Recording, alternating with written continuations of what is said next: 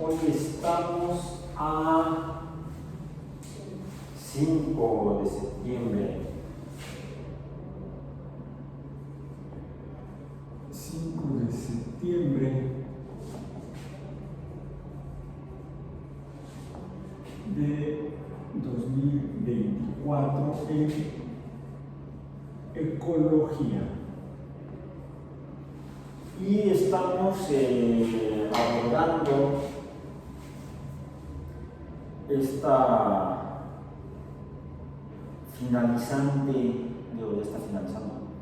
semana 8, la sexta parte de nuestro programa de la UEA de ecología, que corresponde a predicción de impactos en el medio ambiente físico.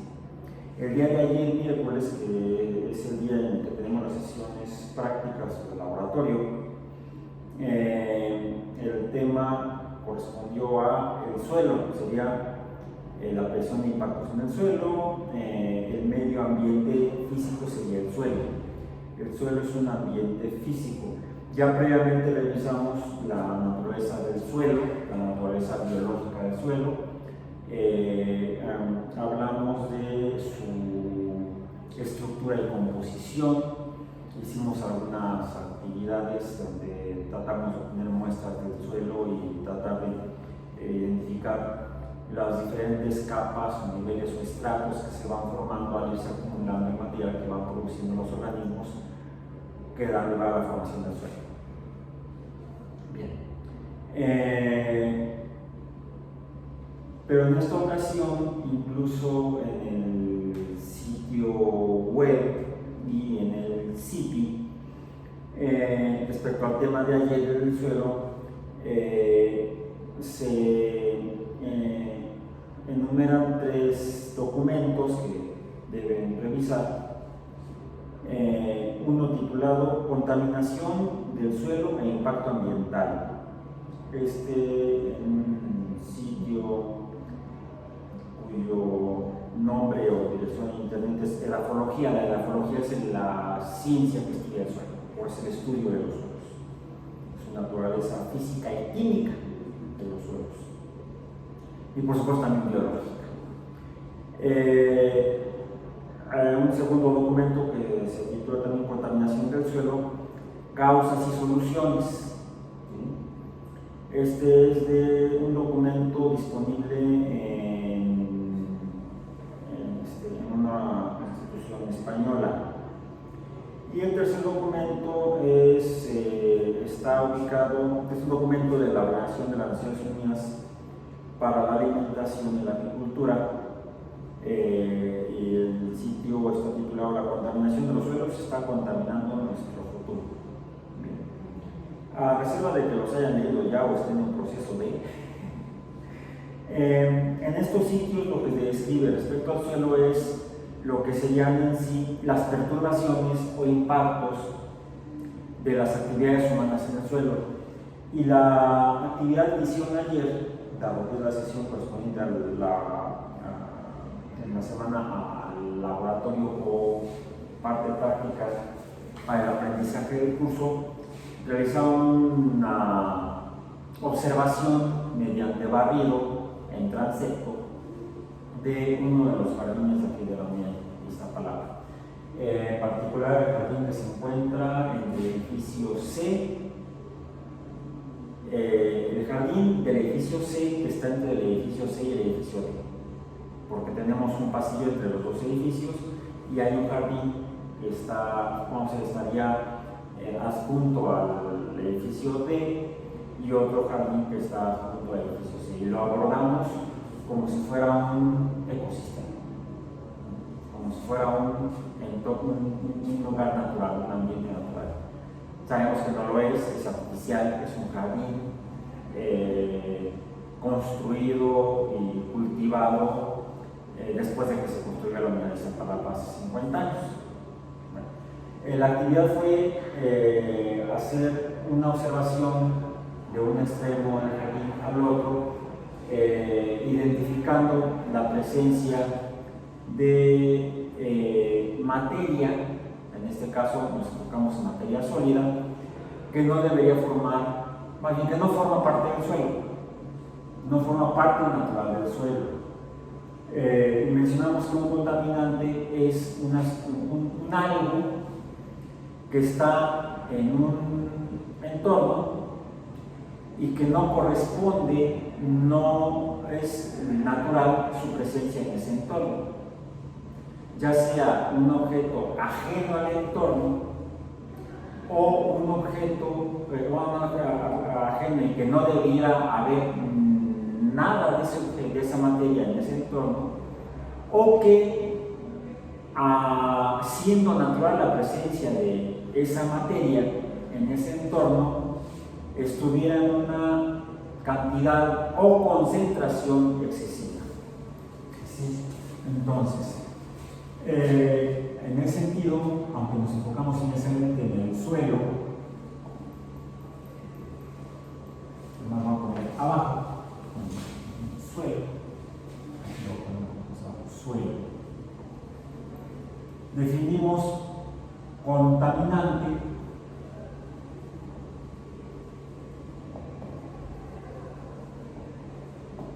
a toda sustancia, inicialmente sustancia, aunque podrían ser no sustancias, o sea, no materia, sustancia sería materia.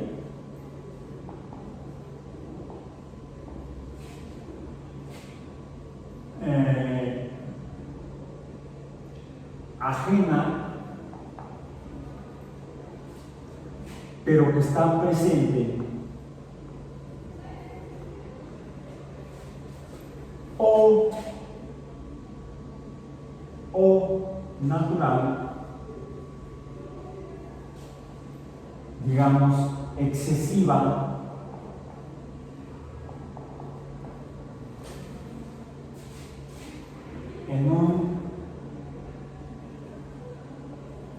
en el sistema. Por sistema entendemos el ecosistema.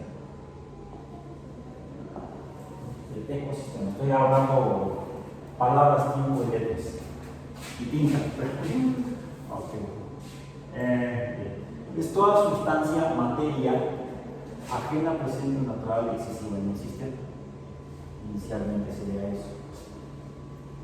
En el caso del suelo, en el ejercicio que hicieron ayer, me comentabas antes de iniciar formalmente que encontraste en particular diferentes sustancias, materias, que identificaste como no naturales o ajenas. Por ajenas pueden ser naturales o artificiales, pueden ser antropogénicas, producidas por las personas, o pueden ser de origen natural, pero no deberían estar en ese lugar. Todo eso es un contaminante. ¿Qué fue lo que encontraste y en particular cuál fue la que encontraste en mayor abundancia? Basura. Pero podrías organizar la basura encontrada en diferentes tipos de basuras. De hecho, la basura es un invento humano. La basura no existe en la naturaleza. No, los organismos de manera natural no producen basura. Como consecuencia de su metabolismo, producen excretas de sustancias o materia que son productos o subproductos del metabolismo y que en exceso en su sistema biológico pueden perturbar el metabolismo mismo. El mantenimiento del metabolismo en los organismos tiene un nombre y es la homeostasis. La homeostasis es el mantenimiento entre ciertos, vamos a decir, rangos de estados de los procesos naturales de un organismo que le permiten permanecer vivo y sano, sin presentar lo que serían lo que en medicina se llama enfermedad, que es una perturbación de la homeostasis. No lo menciona así porque no se puede definir algo con base en ello mismo. Por ejemplo, aunque lo hacen en geografía y le preguntas a un geógrafo ¿qué forma tiene la Tierra? Te va a decir, la Tierra tiene forma geoide. ¿Perdón? Sí, la Tierra tiene forma geoide. Si nos vamos a la etimología de la palabra geoide, si viene de Gea, tierra, la diosa de la religión griega que define o más bien que está personificada por la tierra misma, por el planeta, el lugar donde vivían los griegos, la tierra, sería Gea. De ahí viene la palabra geo. De geografía sería la descripción de la tierra. La geología sería el estudio de la tierra. La geofísica sería el estudio físico de la tierra. La geoquímica sería el estudio de la composición química, la composición material de la tierra. Geoide, ¿qué significa? El sufijo oide significa semejante a, parecido a. Entonces, geoide significaría la tierra es parecida a la tierra. O sea que no tiene problemas de personalidad. No. Filosóficamente no podemos describir algo con base en ello mismo. Necesitamos un parámetro ajeno, externo. A mí me gusta definir a la Tierra más bien como un esferoide. La Tierra, ¿qué forma tiene? Tiene forma esferoide. La Tierra se parece a una esfera porque no es una esfera perfecta. Una esfera es un cuerpo geométrico definido por un radio equidistante de un punto de magnitud equidistante, constante en las tres dimensiones, X, Y, Z, y en cualquier dirección. Eso sería una esfera. En el caso de la Tierra, si ubicamos su centro geométrico, pues y medimos el radio en cualquiera de las tres dimensiones, vamos a encontrar que la dimensión X, el radio es diferente al radio en la dimensión Y. ¿Sí? En otras palabras, el radio ecuatorial es de magnitud diferente al radio polar y por lo tanto la Tierra no es una esfera. Pero se parece a una esfera, podemos decir que la Tierra tiene forma esferoide. Esto lo menciono porque traté de no definir a lo que sería un contaminante, un sistema y todo ello con base en lo mismo, sino en referencias externas. Regresando a nuestro punto. La basura es un invento humano. No, los organismos de manera natural no producen basura, aunque sí producen desechos o desechos, que son las excretas del metabolismo, que las expelen, las arrojan o salen al exterior de su sistema corporal, sistema individual, porque si se mantienen dentro de los límites del organismo, al aumentar la concentración, pueden perturbar las vías metabólicas, pueden perturbar la homeostasis, de modo que deje de estar homeostática. Homeostasis significa constante, no cambio, aunque son cambios dinámicos. ¿Sí? Son una serie de reacciones químicas que constantemente están tomando reactivos, transformándolos en productos, por lo tanto está habiendo cambios en la materia dentro de un organismo, pero esos cambios se mantienen en el tiempo. Por eso es que decimos que es constante. Los cambios son constantes. Suena como contradictorio, ¿no? Si es cambio, quiere decir que es algo que no es constante. Bueno, lo único es que los cambios son constantes. Se toma materia, se introduce en el organismo, se va transformando a través de una serie de reacciones en cadena, y eso es lo que mantiene vivo al organismo. Si esa entrada de materia cesa, entonces el organismo muere. Si la materia que entra se procesa y sale mucho más rápido de lo que es, vamos a decir, reemplazado, sustituida por materia entrante, el organismo muere. Si la materia entra y no sale y se acumula, el organismo muere.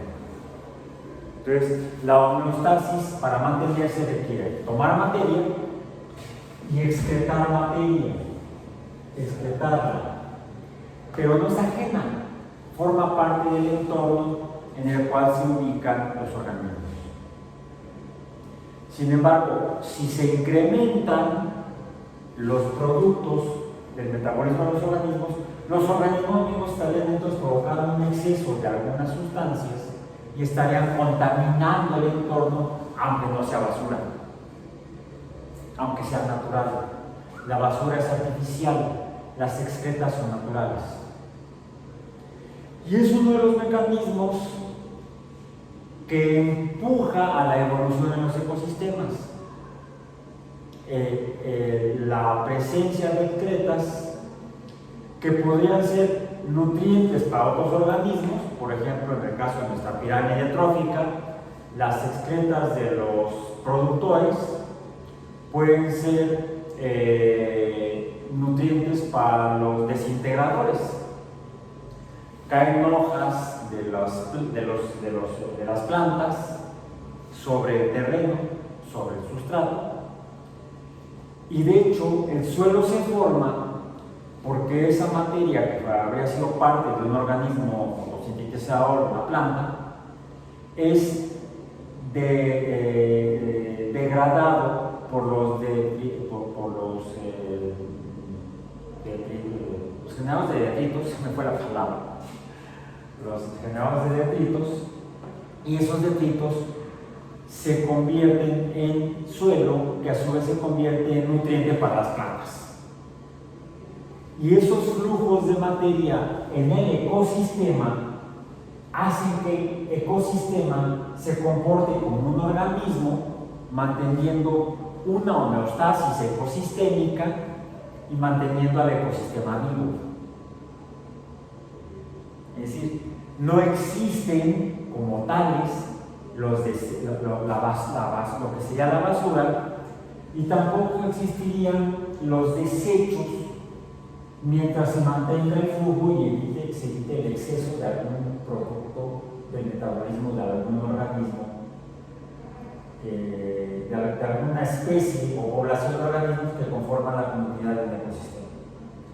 Mientras existan flujos que mantengan más o menos constante, sin excesos ni escaseces, materia en movimiento en el ecosistema va a mantener su homeostasis y va a ser un ecosistema sano.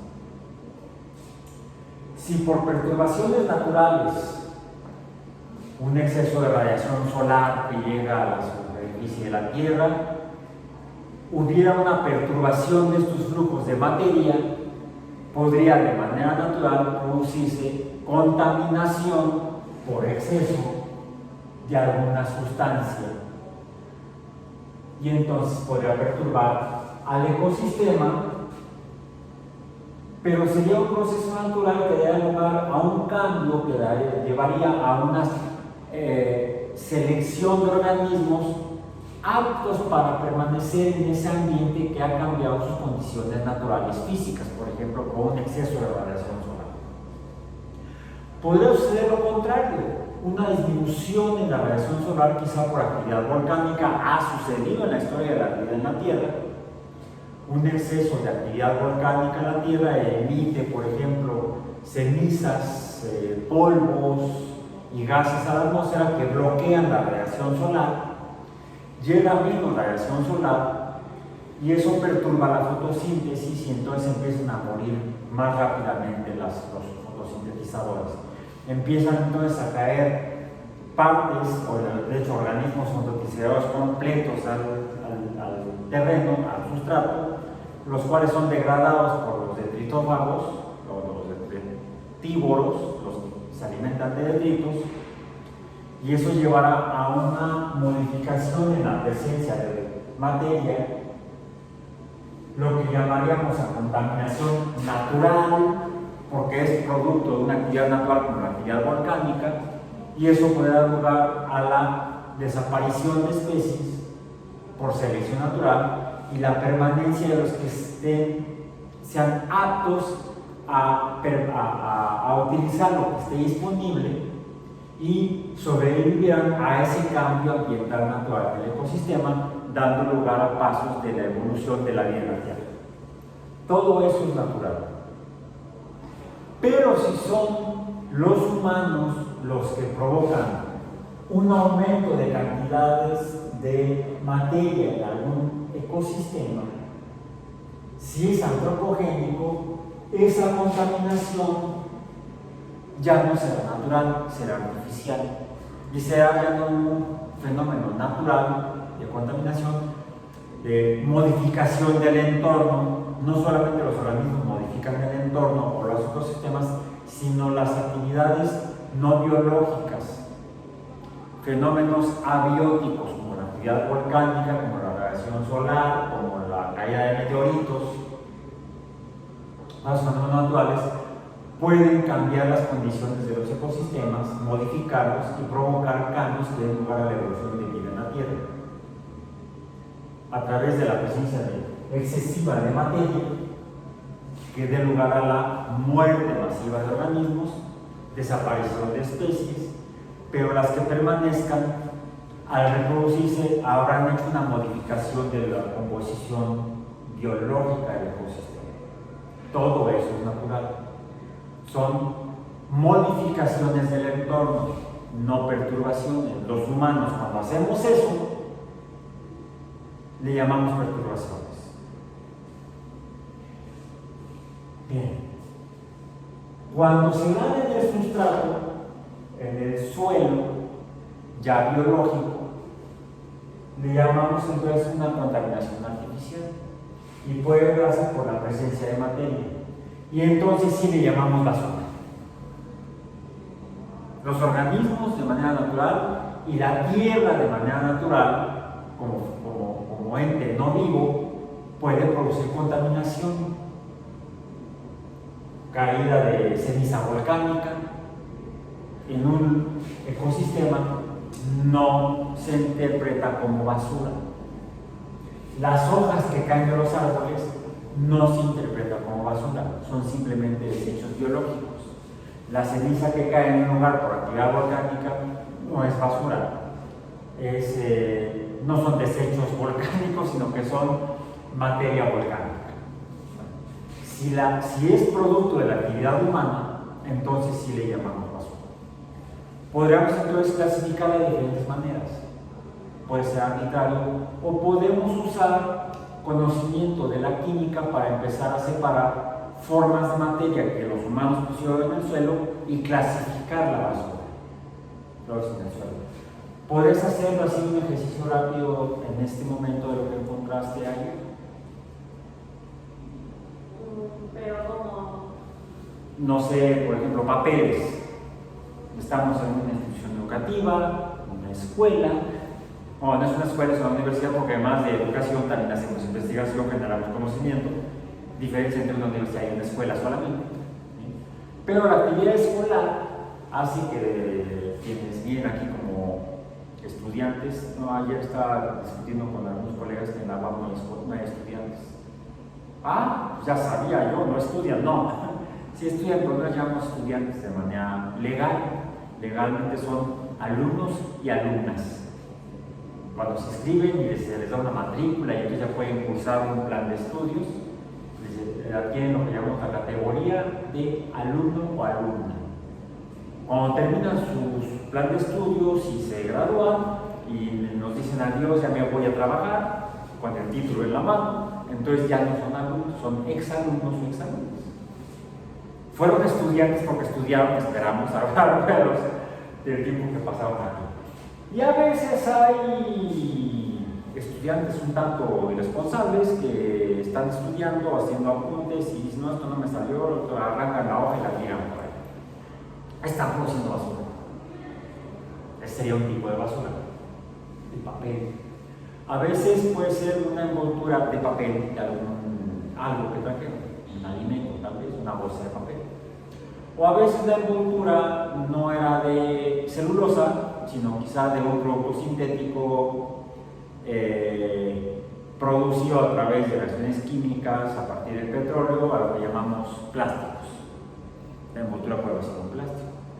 O puede haber sido de un laminado metálico, aluminio.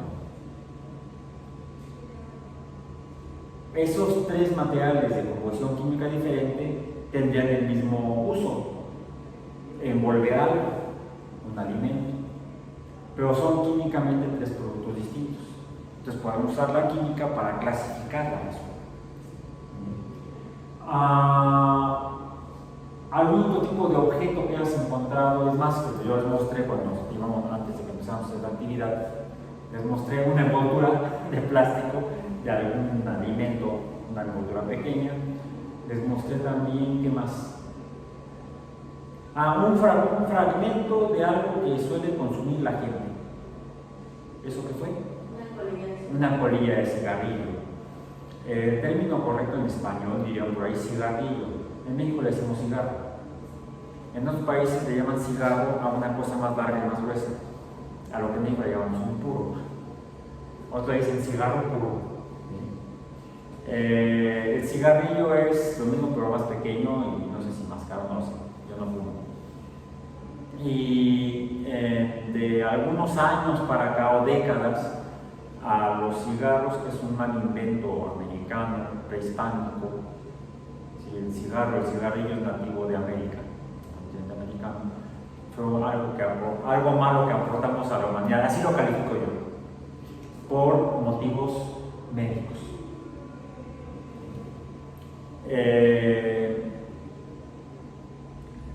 De algunos años para acá, para tratar de generar, producir o alterar menos la salud de las personas, eso dicen, le pusieron algo en uno de los extremos, que es lo que va en la boca para chupar el humo. Le llaman colilla, que dicen los fabricantes que pusieron eso, que funciona como un filtro. Y sí, efectivamente funciona como un filtro.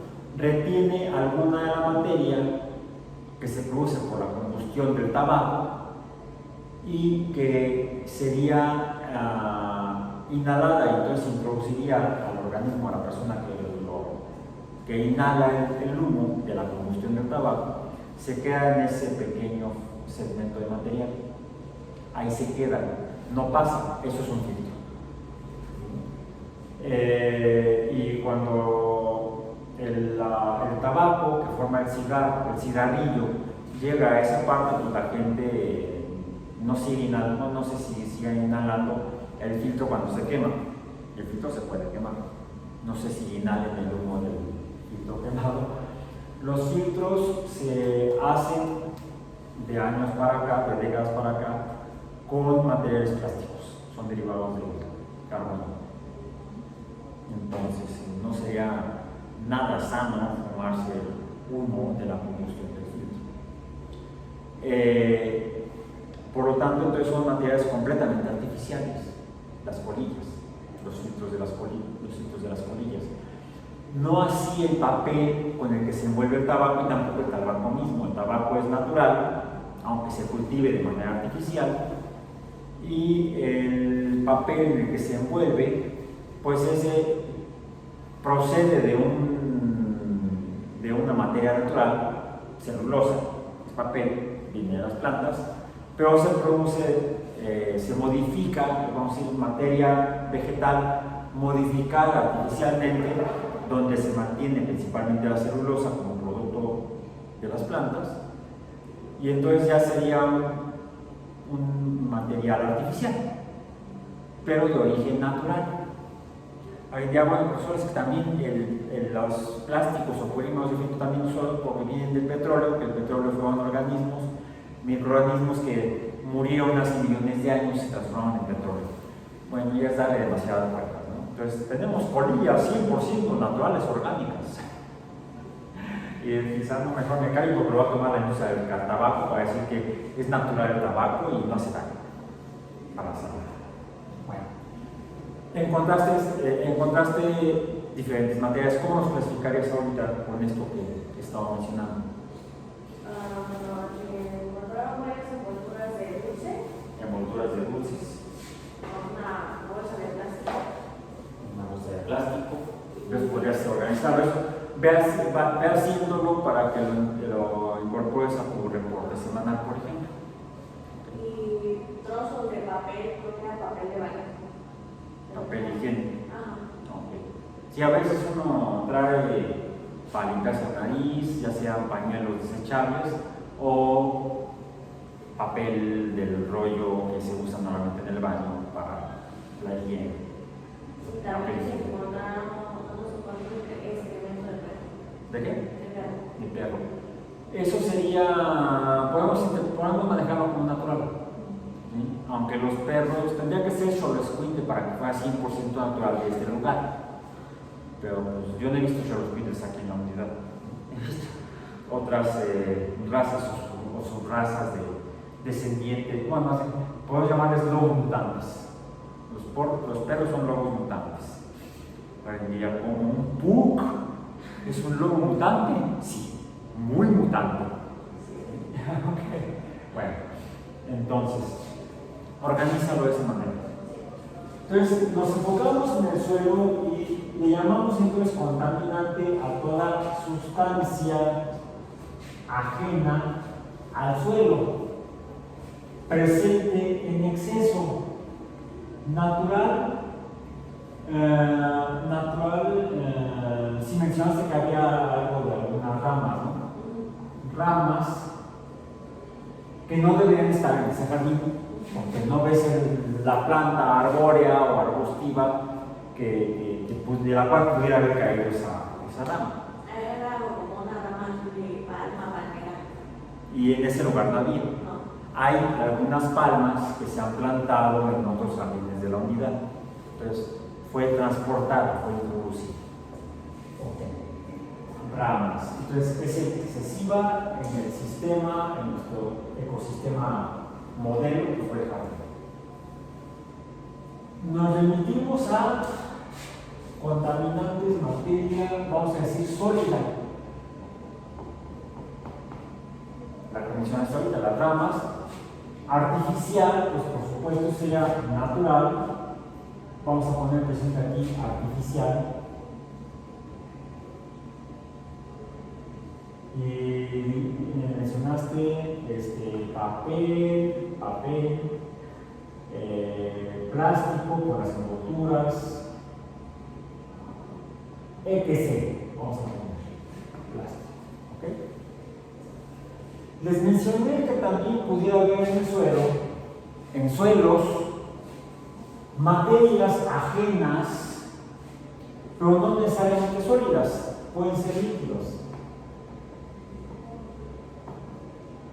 Materia líquida, la cual es un poco más engorroso o dificultoso identificar. Ya requerimos quizá instrumentación para distinguir algo.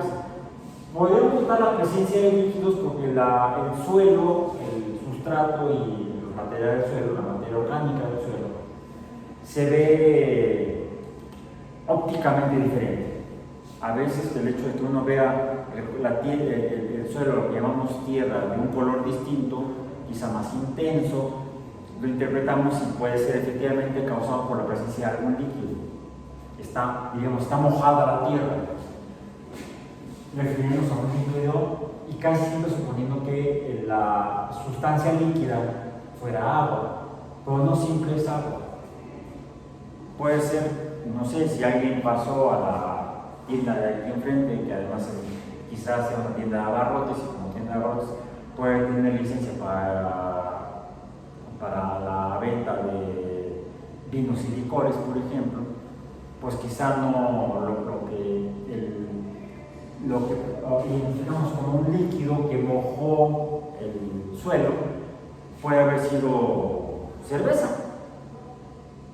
Y entonces la cerveza es un producto de la fermentación de vegetales, en este caso cebada, etc., que es una mezcla de diferentes sustancias, entre ellas agua alcohol, etanol y incluso ácidos orgánicos. Líquidos, por cierto. Entonces, ahí necesitaríamos contar con un instrumento que nos pudiera identificar, nos permitiera identificar cuáles líquidos, cuáles compuestos en estado de agregación líquida fueron los que están presentes, pero son ajenos a ese suelo. Y podemos entonces identificarlos como contaminantes, porque no deberían estar ahí, son ajenos. Entonces puede ser líquida, la materia contaminante. Y también mencioné que también pueden ser gases, los cuales son todavía más engorrosos, dificultosos para identificar. Necesitaríamos instrumental, en este caso, ya fuera, se pueden detectar, por ejemplo, mediante reacciones químicas, o, como se hace más frecuentemente hoy en día, mediante métodos espectroscópicos, incluso para los líquidos, incluso para otros sólidos.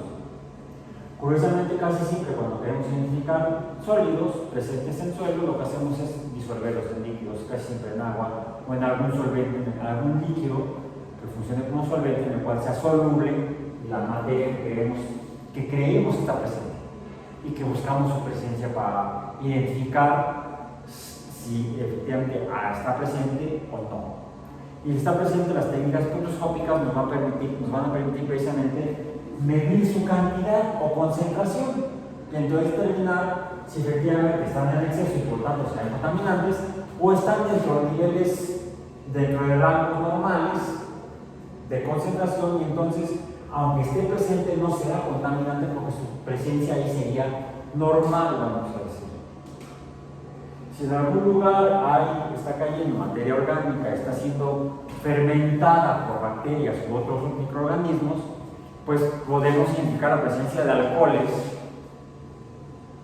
de aldehídos y de ácidos carboxílicos en un suelo, pero no sean contaminantes porque sean naturales, salvo que la concentración sea excesiva. Ahora, ya llegamos a lo que sería nuestro tema de hoy, líquido, pero ya no como una sustancia presente en donde no debería estar en el sustrato sólido sobre la tierra de origen biológico que es el suelo. No, aquí estaríamos pensando entonces en partes líquidas de ecosistemas líquidos, de naturaleza líquida. Y estaríamos hablando entonces de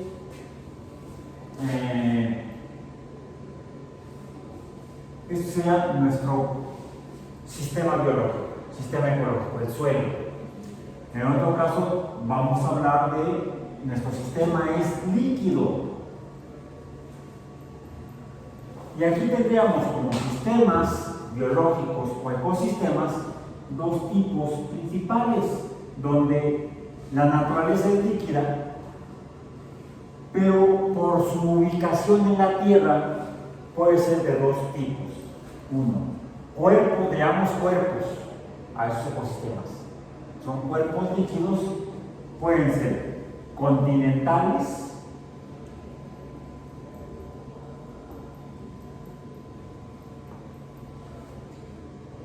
o marinos. También pueden llamarlos oceánicos. Las grandes masas de mar son los océanos, de los cuales reconocemos, bueno, los geógrafos y los oceanógrafos hoy reconocen como océanos al Océano Pacífico, al Océano Atlántico, van 2, al Océano Índico, van 3, al Océano Ártico, van 4, me falta alguno. Revisen el globo terráqueo, o un mapa, un planisferio, un mapa mundi. A ver, estás haciendo memoria de cuáles te enseñaban en la primaria. Vamos a ver. Son las grandes masas marinas, son los océanos. Y tenemos entonces entonces, vamos un poco en orden alfabético. Primero sería el el Ártico, ¿sí? AR, sería el Ártico. Ártico. Luego, el Atlántico, pero luego sigue con T, entonces la T va después de la R, sería Atlántico. Donde decían que estaba la Atlántida, ¿cómo se llama así? Parece que no parece la Atlántida. Bueno, sí está en el Océano Atlántico, pero no en el gran cuerpo del Océano Atlántico. El Atlántico, luego del Atlántico, ¿cuál sigue? En orden alfabético. El Índico. En buen español tenemos que poner la tilde a la I mayúscula. Luego, el Pacífico. Eso fue irónico porque es uno de los océanos más agitados junto con el Atlántico. Y ya, cantar. Son 4. El Ártico en el Polo Norte, el Pacífico entre América y Asia, el Atlántico entre América, Europa y África, Euráfrica y América, el Atlántico, el Índico al sur de Asia, entre África y Oceanía, el Pacífico entre América, Asia y Oceanía, y ya. Actualmente se reconoce un quinto océano, el Océano Antártico.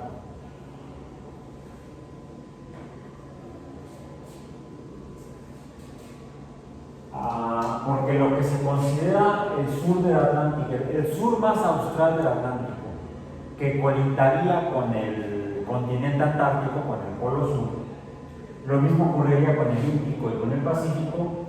Se han dado cuenta los oceanógrafos que tienen características diferentes a la gran masa del Pacífico, a la gran masa del Índico y a la gran masa del Atlántico. Tienen características oceanográficas, oceanológicas diferentes por ubicarse alrededor del continente antártico. Entonces se conoce como un océano distinto.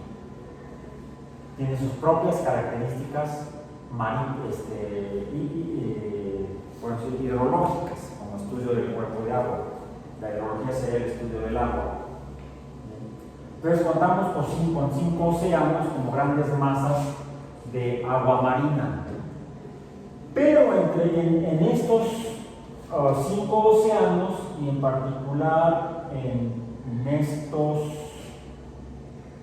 3 quizá, en el Atlántico, en el Pacífico, en el Índico, están lo que los oceanógrafos y los navegantes llaman los mares. Es más, en la antigüedad se hablaba de los 7 mares. Bueno, ¿cuáles serían esos 7 mares? El mareo, el mareo. El mareado sería el que tiene mareo. De ahí viene el mareo. Cuando uno está en el mar, dicen que en el mar la vida es más sabrosa. No depende, porque con el bamboleo termina uno mareado. Bueno, entonces, en el Océano Atlántico encontramos, por ejemplo, en las costas de México, de Quintana Roo, ¿qué encontramos? El Mar Caribe, o el Mar del Caribe. Sería un cuerpo con características hidrológicas, químicas y físicas distintas a la gran masa intermedia del Océano Atlántico. Entonces, es por eso que se identifican diferentes mares. También en el Atlántico, pero del otro lado, entre Europa y Asia, entre Europa, Asia y África, ¿qué está? El mar Mediterráneo, o sea, el mar en medio de la tierra, lo que significa etimológicamente, el mar Mediterráneo o en medio de la tierra, que también tiene características diferentes, y las culturas humanas que ahí se han desarrollado desde hace aproximadamente al menos unos 3.000, 4.000 años, yo creo, le han dado en la torre al ecosistema del mar Mediterráneo. Es uno de los mares más perturbados históricamente. Los egipcios tiraron ahí unas cuantas cochinadas, los fenicios, los griegos, los romanos, todas las culturas que han habitado en la cuenca del Mediterráneo han arrojado sustancias de manera excesiva, perturbando la ecología o las condiciones naturales del ecosistema marítimo, es más, del bioma. Los biomas, recordemos que son los ecosistemas distribuidos latitudinalmente en la Tierra, del Ecuador hacia los polos, hacia el Ártico en el norte y hacia el Antártico en el hemisferio sur. Bien. Entonces tenemos los biomas marinos, eso es un concepto que ya vimos al principio del curso. Los biomas marinos, los ecosistemas marinos han sido perturbados por las sociedades humanas desde hace miles de años. La contaminación de los mares o la contaminación de cuerpos líquidos no es nada nuevo en la historia de la humanidad, desafortunadamente. Sin embargo, sí se ha incrementado. Entonces tenemos el mar Caribe, el mar Mediterráneo. Sería un submar en el Mediterráneo, al norte del Mediterráneo, entre Turquía y ahorita están en disputa entre Ucrania y Rusia. ¿Cuál es? Rápidamente busquen en el mapa. ¿Cuál es el mar que está entre Turquía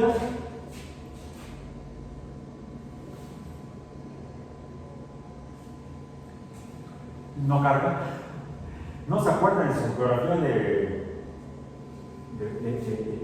primaria? Yo no acuerdo en sexto de primaria, luego en la secundaria. En la secundaria vamos ya geografía universal. En la primaria me acuerdo de geografía de México y también llevamos geografía universal en la primaria. Pero en la secundaria, me acuerdo más en la secundaria porque el profesor nos ponía en fila ponía el mapa en el pizarrón y empezaba a señalar, nos ponían todos en fila en el salón y era una especie como de concurso. Entonces llegábamos al frente y el profesor señalaba y uno tenía que decir Australia. Entonces ya cortaba la vuelta y era así. Y cuando vayabas te sentaban. Y el que quedaba al final tenía un punto más en el examen, por así decirlo. Entonces eso te forzaba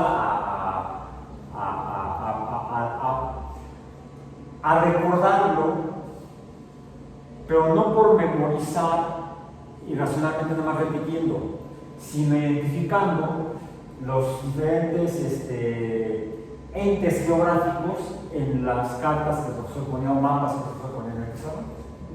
Muy didáctico el ejercicio ese. Además era competencia entre cuatro. Todos tratábamos de sobrevivir de último en ese concurso. Ya encontraste el mar Negro, ¿sí? Pero ya tenemos 3 mares en el Atlántico, también muy perturbado. Y además, geológicamente o geofísicamente de orígenes distintos. Todos ellos producto de la tectónica de placas y la deriva continental. Bien. Entonces, vamos a encontrar que cada cuerpo líquido marino va a tener una composición, materia, química diferente dependiendo de dónde se encuentre y la naturaleza geológica de las masas continentales con las cuales colinda cada mar. Y las sociedades humanas que en su cuenca, en el caso de ser mares más o menos como encerrados como el Mediterráneo, el Mar Negro, ¿sí? Han alterado, han perturbado de manera diferente. Algunas de las actividades humanas que más han impactado, que más han perturbado los cuerpos marinos desde tiempos históricos antiguos, con el desarrollo de las primeras civilizaciones, en el caso del Océano Índico tenemos quizá el primer mar impactado por actividades humanas al inicio de la civilización. Recordemos donde hemos mencionado que se formaron las primeras ciudades, en Mesopotamia. ¿Y eso dónde se encuentra? En Asia, en Asia occidental. ¿Sí? En el occidente de Asia, entre la península arábiga y hacia donde se encuentra la India, hacia donde se había desarrollado años después, siglos después, el imperio persa. ¿Cuál mar es? El mar, no se llama mar, el Golfo Pérsico. Y a veces, en lugar de llamarle mar, le llamamos golfo a algunos que serían mares en los océanos. El Golfo Pérsico, que es a donde desembocan los ríos Tigris y Éufrates, en los cuales se desarrolló la agricultura que dio lugar a la fundación de las ciudades como Uruk, Babilonia, etc. Las grandes ciudades de las sociedades asirias, sirias, babilónicas. ¿Bien? Que el desarrollo de la agricultura y la ganadería, sobre todo la ganadería, que se desarrolla junto con la agricultura ya en las ciudades o alrededor de las ciudades, sobre todo en este caso de estas ciudades fue muy importante porque incluso hasta eran figuras divinas, los bóvidos, el toro sagrado, ¿sí? El desarrollo de la ganadería ya en forma más extensa o extensiva llevó a la acumulación de bóvidos en el terreno, los cuales por supuesto producen excretas que caen al suelo, quizás cerca de los ríos, quizás no tan cerca de los ríos, pero producto de la precipitación pluvial, la lluvia. Las excretas, pues han visto incluso actualmente que está lloviendo como locos aquí. De repente están los perros, dices que encontraste excretas de perro, ahí están. ¿Qué sucede cuando llueve? ¿Qué le sucede a las excretas? Se van desmoronando y se van integrando al suelo. Si son pocas, se incorporan y son nutrientes para los organismos detritívoros o detritófagos, los que se alimentan de detritos. Pero si acumulamos un montón de vacas y toros en un terreno y están excretando, cuando llueve, ¿qué sucede? Pues todo ese material se va desmoronando, se va infiltrando en la tierra, del sustrato, del suelo, y pasa a través del suelo, a través de los materiales inorgánicos del sustrato, del terreno, arcillas, por ejemplo, y permean hasta los cuerpos líquidos debajo de la superficie sólida. Son los cuerpos de agua freática, los mantos freáticos. Y muchas veces es común que los mantos freáticos también infiltren el agua hacia cauces de ríos. Entonces, el agua que, recordemos la canción de Glenn, sí, el agua se evapora y ve chorrito, etc. Sí, le faltó a Gabilondo Soler esta parte del ciclo del agua en su canción. Bueno, había sido toda una sinfonía, yo creo, y no nada más una canción infantil. El incorporar dentro de los ciclos hídricos la permeación del agua a los mantos freáticos y cómo los mantos freáticos entran en contacto con las corrientes de los ríos, y estos ríos finalmente desembocan en el mar. En otras palabras, la actividad ganadera que se hacía en Mesopotamia llevaba a un incremento de tanto a la materia orgánica, me refiero a compuestos químicos, como a la materia microbiológica asociada a las excretas, que también se infiltran y alguna llegan a los mantos freáticos.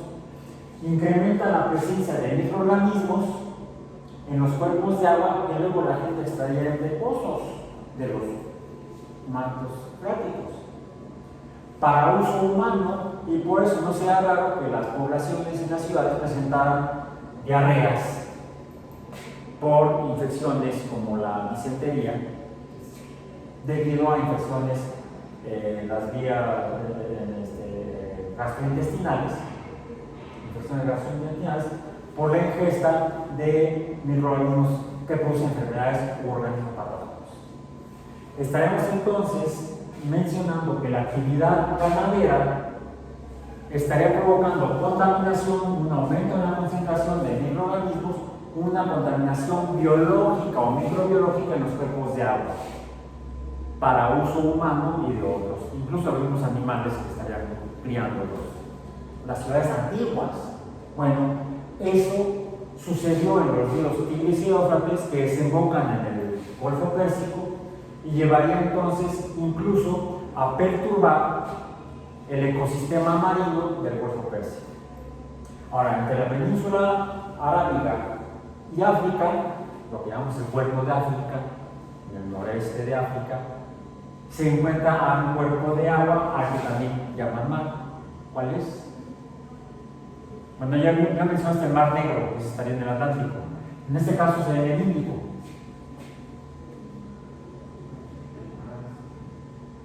Mar Rojo, de colores, no habrá por ahí un mar verde, un mar azul, no hay. Hay un mar amarillo, no amarillo, hay un río amarillo que desemboca en el mar de China. Los grandes ríos que atraviesan lo que es el territorio chino desembocan en el Pacífico, en lo que se conoce como el mar de China, que sería un mar, un cuerpo con características hidrológicas, oceánicas, oceanográficas, oceanológicas, características que es en el Océano Pacífico. En el caso del Océano Pacífico tenemos otro mar en el otro continente, ya no en el continente asiático, estaría el mar de China, sino en el otro continente que colinda en el otro extremo del Pacífico. ¿Cuál es? Pues nosotros, el continente americano. Y hay por ahí un mar, bueno, algunos llaman mar, otros llaman golfo. El Golfo de California o el Mar de Cortés. Ahí vemos que tiene ambos nombres, mar y golfo. En el Atlántico tendríamos el Golfo de México, que podemos considerar también como un mar. Todo se llama golfo por la forma de ese cuerpo oceánico. Entonces, aquí lo que estamos viendo es que las actividades humanas pueden provocar el incremento de sustancias, de sustancias químicas, productos del desecho de las excretas del ganado, por ejemplo, compuestos ricos en nitrógeno, compuestos nitrogenados. Recordemos que también está la urea, que se excretan los mamíferos, que iría precisamente, sería infiltrado hasta los cuerpos de agua freática, de allá a los ríos y de allá a los mares. Entonces habría contaminación química de origen biológico por haber actividades humanas como la ganadería. Pero no solamente habría contaminación por sustancias, materia, compuestos químicos, sino también mencionamos la biológica, ¿sí? La microbiológica, que esos microorganismos terminarían llegando a los cuerpos marinos o oceánicos. Y sigue sucediendo hoy en día. De hecho, hay una región a la que se considera una región muerta en el Golfo de México, que ya mencionamos, al sur del estado de Luisiana, en Texas, en la desembocadura del río Mississippi, que es uno de los ríos en Norteamérica más contaminados, es decir, con mayor exceso de sustancias ajenas en el cauce del río Mississippi, porque hay múltiples actividades humanas, desde agrícolas, ganaderas e industriales, que se desarrollan en la cuenca del Mississippi, que terminan en la corriente del Mississippi y desembocan en el norte del Golfo de México.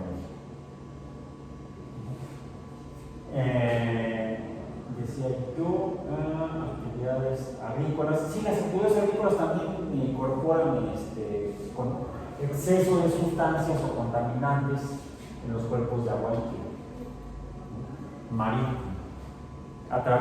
A veces es indirecta en los océanos cuando procede de los cauces de los ríos, como en este caso la actividad agrícola, el uso de fertilizantes. Originalmente usaban fertilizantes naturales, las excretas del ganado, y se de ahí se obtenía, ¿cómo le llama? El abono, ¿sí? Se incrementaba la cantidad de materia orgánica como nutriente para los cultivos, pero sobre todo a partir de hace 100 años, en la década de los 20 del siglo pasado, se desarrollaron unos fertilizantes artificiales. Sí, se logró incrementar la producción agrícola mundial para satisfacer a una población humana creciente, pero se empezó a incorporar a los cauces de los ríos sustancias sintéticas, fertilizantes sintéticos, fertilizantes artificiales, ya no solamente el estiércol de los animales como abono, o el estiércol de las aves, el guano también, donde se han cultivado, donde se han criado aves, cuando la actividad de domesticación de animales ha sido con aves. La crianza de animales también, el guano ha sido usado como fertilizante para la producción agrícola, pero el exceso de nitrógeno del guano también llega a perturbar los suelos y de ahí, por escurrimientos, los cuerpos ribereños, los cuerpos de los ríos, y de ahí a los cuerpos de agua marítima. Ahora, algunos ríos no desembocan en los océanos, sino desembocan en cuerpos de agua continental, lagos y lagunas. Aquí tenemos como continentales ríos, lagunas, vamos a ir de lo más pequeño, lagunas y lagos. Aunque algunos también han recibido el nombre de mares, como el mar Muerto, el mar Caspio, en realidad han sido lagos. El mar Caspio ya se secó, ya lo secamos. Cuando era casi de la magnitud del mar Negro. El mar Muerto ha sido históricamente protagonista de historias bíblicas. En el caso de grandes lagos, están los grandes lagos de Norteamérica, en la frontera entre Canadá y los Estados Unidos, cerca de la costa del Atlántico. Donde los ríos, si no desembocan en los mares, desembocan en lagunas y lagos. Si hay actividad agrícola o industrial o ganadera cerca de ríos, o aunque no esté cerca de ríos, por las infiltraciones del agua freática, llegan los ríos, de ahí a lagunas y de ahí a lagos. Entonces, son las diferentes formas donde los cuerpos líquidos sobre el planeta Tierra han sido perturbados también por las actividades humanas. Entonces estaremos hablando de contaminación específica de ellos. Y habría un tercer estado de agregación de la materia, los gases. Y podríamos pensar en un ecosistema gaseoso. Conocemos un cuerpo gaseoso que hay en la Tierra. ¿Cuál es? Como gas o gases, tenemos la atmósfera.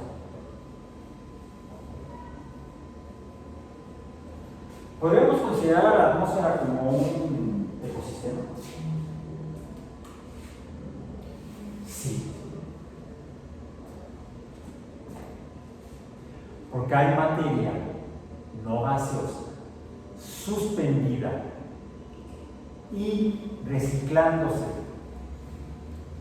por los flujos de energía y de masa gaseosa, principalmente por fenómenos meteorológicos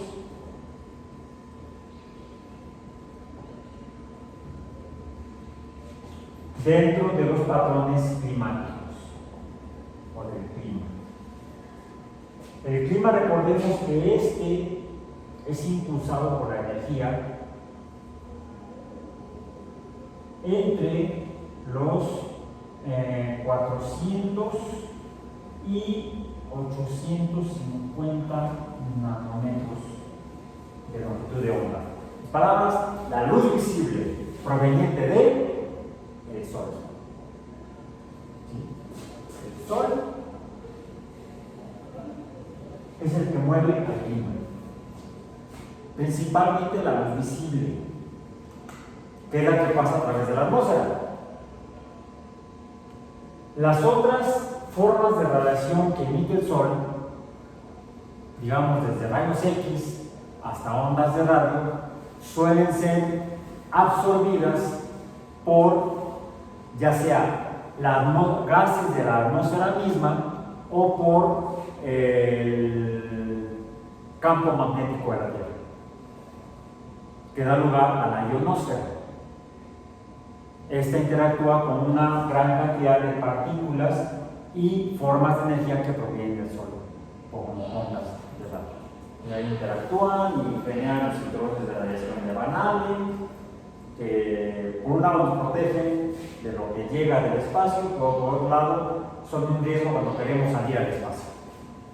O uno sale muy rápido para estar expuesto durante poco tiempo a esa radiación. Aún así, las naves espaciales, por hecho que están hechas de metales como aluminio, titanio, etc., pues esa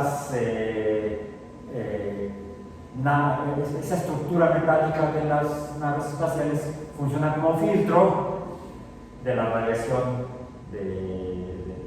que pudiera ser ionizante o peligroso para las biomoléculas de los viajeros espaciales.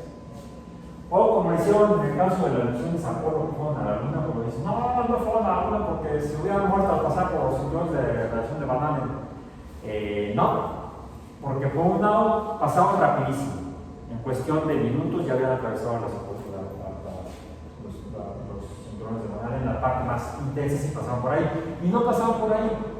Los cinturones de Van Allen están distribuidos principalmente en la región intertropical, curiosamente, y es menor la presencia de partículas de alta energía del tipo de las presentes en los cinturones de Van Allen. De hecho, ahora se llaman cinturones porque están más bien como un cinturón alrededor de la Tierra, siendo muy escasa la presencia de este fenómeno en los, vamos a decir, más allá de los polos. Entonces, las naves espaciales Apolo que fueron a la Luna salieron principalmente por la región antártica. Aunque despegaron en el hemisferio norte, en la península de Florida, la trayectoria orbital los llevó a tomar la trayectoria translunar, se le llamó, en unas regiones más bien australes y bastante hacia el polo sur. Por eso las fotografías que tomaron de la Tierra, ya cuando iban camino a la Luna, por cierto, iban de espaldas. Una vez que despegaron, giraban 180 grados e iban de cola hacia la Luna, porque la idea era el motor que tenían precisamente en la parte de la cola del sistema del módulo de mando y del módulo de servicio. La idea era que cuando fueran llegando a la Luna, prendían el motor y con la tercera ley de Newton fueran frenando y pudieran entrar en órbita lunar. Si van ido de frente, como lo vi en una película, ¿cuál fue? Creo que Transformers. Una de Transformers supuestamente es Apolo 11 que van a la Luna y encontraron al aterrizar ahí un robot y tomaron aire y regresaron. Vi la escena en la cual sale la nave Apolo 11 llegando a la Luna, está mal. Porque van con el módulo, lo que sea la cápsula espacial, de frente, y no, ya viajaban de cola. Por eso es que las fotos que tenemos de la Tierra, o las tomaron un poco poco después de regresar de la Luna, porque también cuando regresaron cuando ya estaban por regresar a la Tierra, voltearon la nave para poder frenar, por tercera ley de Newton. O las tomaron cuando iban rumbo a la Luna e iban viendo cómo se alejaban de la Tierra, porque la cápsula iba viendo iba con vista hacia la Tierra. Entonces, por eso, y la foto más icónica que lo tomó Apolo 17, la última misión, que es la fotografía que buscan, luego está padrísima, se llama la Blue Marble, la canica azul, que se le llama, donde se ve toda la Tierra, vamos a decir, como un disco o como Tierra completa, porque en las demás fotos que tomaron los astronautas de las otras misiones, se ve la Tierra incompleta porque una parte de noche y la parte de día. Ahí por la trayectoria que tomaron y la hora que pasaron por ahí, se ve la Tierra completa, vamos a decir, y se ve el Polo Sur, se ve el Antártico, y se ve África, y se ve el Índico. ¿Por qué no se ve Europa o Norteamérica o algo, o la Unión Soviética, porque no querían tomarle foto a los rusos? No, porque salieron por el Polo Sur, pues, como se ve. Y fue en diciembre. ¿Por qué se ve iluminado el Polo Sur? Si en diciembre es invierno, si es invierno en el norte, es verano en el sur. Entonces, por eso se ve iluminado el Antártico, porque hay de día en el Polo Sur. Eso como breviario cultural. Pero lo que nos interesa es entender la atmósfera en el contexto de la contaminación y como ecosistema. Realmente es un ecosistema, podemos considerar o tratar a la atmósfera como un ecosistema. Debido a estos fenómenos climáticos, las masas gaseosas están en movimiento, incluso en movimientos semejantes a la convección, como la que ya hemos mencionado, que vemos en la olla cuando calentamos la sopa o el atole. Recuerden que hicimos acudimos al modelo del atole para entender la tectónica de placas. Bueno, podemos acudir al modelo del atole, más bien de la sopa de letras o de municiones, o cuando la calentamos.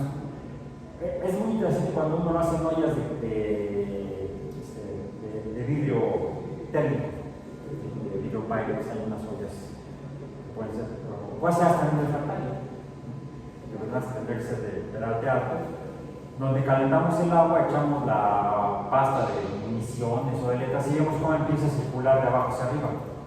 Está la fuente de calor en la hornilla, abajo, y al calentarse el agua abajo, aumenta su volumen y además, al aumentar la temperatura, hay un gradiente de temperatura respecto a la superficie del agua de la sopa y se da un flujo de donde la energía térmica es mayor a donde la energía térmica es menor en la superficie. Al subir, moviliza el agua fría hacia abajo y entonces se dan lo que llamamos las corrientes de convección. Esas mismas corrientes de convección se producen debido a que la luz del sol calienta la superficie de la Tierra. Al calentarse la superficie de la Tierra, y fue lo que revisamos en una sesión pasada cuando hablamos del efecto invernadero y el cambio climático, antes llamado calentamiento global, ¿sí? La luz del sol, la luz blanca o visible del sol, esta llega a la superficie de la Tierra, al sustrato, suelo o no suelo, absorbe la energía de la luz visible y una parte de esta luz es absorbida por la Tierra, absorción por la Tierra, y otra parte es emitida, pero como parte de la energía, que es la energía, toda fuerza que produce trabajo. Energía que produce el trabajo de calentar la Tierra, deja una energía remanente menor, una cantidad de energía menor, que es emitida hacia el espacio, también como H1, pero la frecuencia es menor. En este caso es infrarroja, que es, entre paréntesis, calor. Entonces estamos teniendo una emisión de calor del suelo o de la superficie hacia el exterior de la Tierra. Es decir, aquí la temperatura es más grande, acá la temperatura es menor. ¿Qué sucede con lo que se encuentra entre la superficie y el espacio exterior? En otras palabras, los gases de la atmósfera, pues que están en movimiento de convección.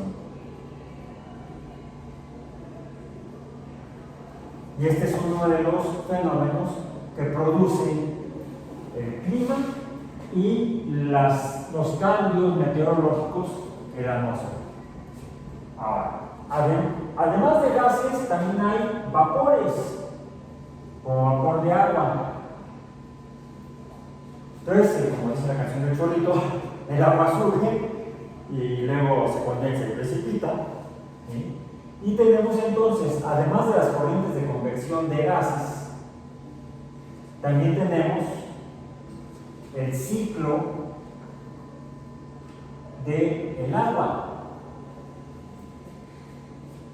El ciclo del agua. Pero también hay gases que provienen del suelo. ¿Cuáles gases? Gases como el nitrógeno. El nitrógeno que proviene inicialmente de los productos de desecho de los animales, vertebrados o invertebrados, la urea, el amoníaco. Bueno, la urea se transforma en amoníaco, el amoníaco se oxida y se forman entonces óxidos de nitrógeno, y los óxidos de nitrógeno también son emitidos como parte del ciclo del nitrógeno en la atmósfera. Parte del N2 que forma el N2 que está en la atmósfera es producto del metabolismo en el suelo. Ahora, eso es natural y se da desde que se formó la vida en la Tierra. Pero cuando la actividad humana aumenta la cantidad por ejemplo, de excretas de animales, de guano, de estiércol, incrementa la concentración de nitrógeno en el suelo y lleva entonces a un exceso de la concentración de NOx, óxidos de nitrógeno, en la atmósfera. Bien. Pero hasta ahorita estamos hablando solamente de gases, quizá producto del metabolismo de organismos. Eso ya haría que la atmósfera fuera un ecosistema. No necesariamente, porque un ecosistema es aquel ente que está conformado por el entorno y los organismos que en él viven, y la relación entre organismos y entorno. Bueno, aquí estamos hablando del producto de organismos, óxidos de nitrógeno. También estaría el N2, el cual podría producirse por la reducción del nitrógeno, de los óxidos de nitrógeno, podrían dar lugar a más nitrógeno atmosférico. Y también tenemos la fotosíntesis que está aportando O2, pero ¿será un contaminante el oxígeno? ¿El oxígeno será un contaminante? ¿Un exceso de oxígeno será contaminante?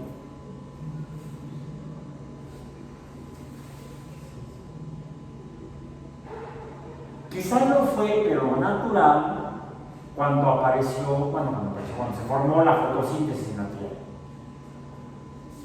Los primeros microorganismos que hicieron fotosíntesis empezaron a arrojar oxígeno en exceso a la atmósfera, lo cual, al ser un gran oxidante, provocó que muchos organismos murieran oxidados y dio lugar a una gran extinción de microorganismos. Pero eso no lo provocaron los humanos. Había sido, como mencionamos, un proceso de contaminación natural, como puede ser cuando un volcán entra en erupción y arroja CO2 y compuestos de azufre en exceso al sistema. Pero es una contaminación natural, no antropogénica. Sin embargo, cuando prendemos motores eléctricos, los motores eléctricos producen O3, ozono. Y el ozono es todavía más oxidante que el O2. Y no es la única manera en la que los humanos producimos O3 que arrojamos a la atmósfera. Otra es a través de la emisión de hidrocarburos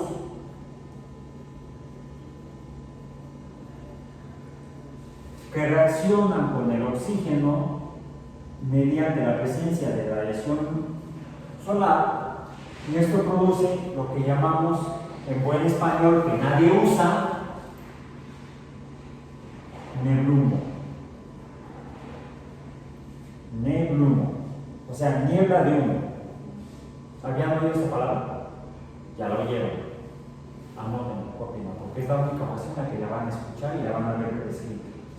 Bueno, a menos que se toque por ahí algún texto antiguo del siglo pasado, más o menos de la década de los 70, donde mencionan esta palabra en español.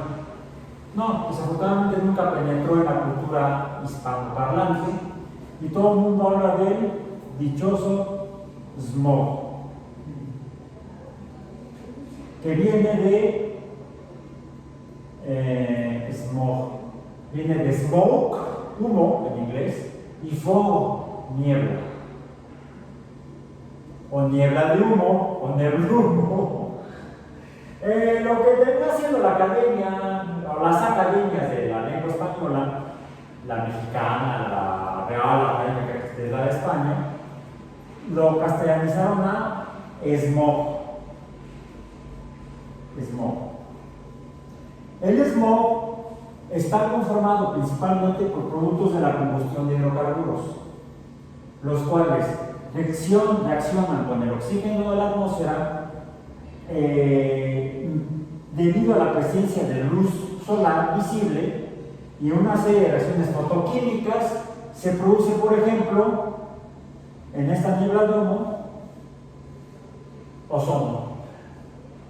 Es uno de los principales componentes que aumenta su concentración en la atmósfera, sobre todo donde hay una gran emisión por combustión de hidrocarburos. ¿Dónde? En las grandes ciudades. Los primeros reportes de altas concentraciones de esto por emisión de hidrocarburos se presentaron en la década de los 50 en la ciudad de Londres. Es más, se llamaba la niebla londinense, la cual además llevaba a otras reacciones más complejas debido a la presencia de vapor de agua muy rico, porque la ciudad de Londres es una ciudad ribereña, junto al Támesis, que la reacción de todo eso, junto con los gases producto de la combustión de gasolinas y otros hidrocarburos, incluso por actividad industrial, llevó a incrementos no solamente de ozono, sino de óxido de nitrógeno y algunos compuestos de azufre, que dio lugar a un incremento de todo esto en la atmósfera de la ciudad de Londres, y la gente empezó a caer como moscas. Fue el primer lugar y el primer momento en la historia de la humanidad en la cual se reportaron muertes humanas por contaminación atmosférica. Y fue la llamada de alerta de que tenemos que hacer algo al respecto. Se empezó a estudiar la naturaleza del fenómeno, se llegó a lo que les acabo de decir. Todo esto surgió hace 70 años, más o menos. Pero nos empezamos a dar cuenta y a ser más conscientes de lo que sucede como contaminación en los gases sobre la Tierra o en la atmósfera. Pero repito, ¿podemos tratar a la atmósfera como un ecosistema? ¿Hay algo, organismos que habiten en la atmósfera? Sí, principalmente son microorganismos, tanto bacterias como invertebrados. Incluso algunas microalgas que son arrastradas por las corrientes de gases en la convección de los gases en la atmósfera. Por ejemplo, el vapor de agua. Llueve o aunque no llueva, tenemos el rocío de la mañana. Son pequeñas gotitas, sobre todo donde hay cuerpos, hay zonas donde hay vegetación. No sé si cuando se han levantado temprano para venir a la UAM a clases, llegan y pasan por algún y se vienen un poco porque tienen tiempo para llegar a clase de ecología a las 8 de la mañana, y pueden ver en algunas plantas, típicamente en algunas hierbas del pasto, pequeñas gotitas en la punta. Es por transpiración de las plantas. Bueno, en esas gotitas vive microorganismos. Cuando llega la radiación solar visible, el agua se empieza a evaporar. y esos microorganismos son arrastrados a la columna de aire. Bueno, a veces los humanos aportamos más microorganismos que están flotando en el aire, están suspendidos en el aire. Entonces puede haber presencia excesiva de microorganismos en la columna de aire, en la columna atmosférica. No solamente gases, no solamente vapor de agua, sino mezclados con ellos algunos microorganismos. Hay ocasiones en que es natural, presencia de bacterias, microalgas y microorganismos animales, y estamos en contacto con ellos. Pero cuando hay exceso, entonces hay una contaminación que ya no se da solamente química, sino, como mencioné en el caso de los cuerpos de agua, contaminación biológica o microbiológica. Y eso puede dar lugar a diferentes cuadros de enfermedades en poblaciones humanas expuestas o viviendo donde se está produciendo por esas mismas poblaciones humanas la contaminación de la columna de aire. Entonces, como se dan cuenta, son sistemas extremadamente complejos. De ahí la importancia de entenderlos. Con este último comentario terminamos nuestra charla, chismes y demás acceso a la información sobre ecología de los diferentes ecosistemas que tenemos en la Tierra. Tenemos entonces ecosistemas de suelo, ecosistemas de cuerpos líquidos, en ecosistemas líquidos continentales, que pueden ser ríos, lagunas, lagos, o en los ecosistemas marinos. Y sí, aunque no es común y no van a encontrar mucho de ello, podemos tratar para entender mejor, y sobre todo el impacto que tiene en la actividad humana, finalmente, porque todo esto tiene impacto en el bienestar de las poblaciones humanas. Además, en la salud de los ecosistemas, es decir, de los demás organismos con los que compartimos la Tierra. Así como el exceso de materia, vamos a decir materia, compuestos químicos, orgánicos e inorgánicos en el entorno, puede afectar a la salud, a la homeostasis de los humanos, afecta a la salud de los demás organismos en la Tierra. No solamente los humanos enfermamos, no solamente el ganado o las granjas donde los humanos crían animales para consumo quizá, pueden presentarse enfermedades y epidemias que den lugar a gran mortandad de los organismos de los cuales depende nuestra propia supervivencia, porque los criamos, sino que también los demás organismos que forman parte del mundo vivo y las plantas también enferman y son afectadas por la contaminación diversa de suelos, agua y aire. Uno de los tipos de organismos vegetales que son simbiontes entre hongos, que no son vegetales, dijimos, son hongos, y plantas y organismos vegetales, que son las microalgas, que son los líquenes, son de los más susceptibles a la contaminación aérea o atmosférica, porque como son hongos, es decir, no tienen raíces, tienen radículos que son por los que se fijan al sustrato, pero no absorben los nutrientes mediante esos órganos, sino que toman los nutrientes, incluso el agua, de la atmósfera. Son de los organismos más expuestos y más impactados por lo que arrojamos a la atmósfera. Busquen, podemos buscar, ahora estamos en temporada de lluvias, podemos encontrar tanto en algunas rocas, en algunos materiales sólidos, minerales, como en cortezas de árboles, los hemos visto, diferentes líquenes.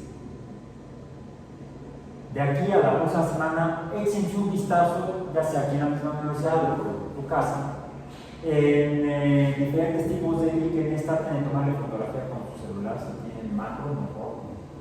y comparen el mismo tipo de líquen en diferentes árboles o en diferentes lugares. Quizá unos más expuestos, por ejemplo, árboles que están cerca de avenidas o de calles, están más expuestos a la interacción, a que los gases de la combustión de las gasolinas afecten a esos líquenes que son hongos y algas verde azules.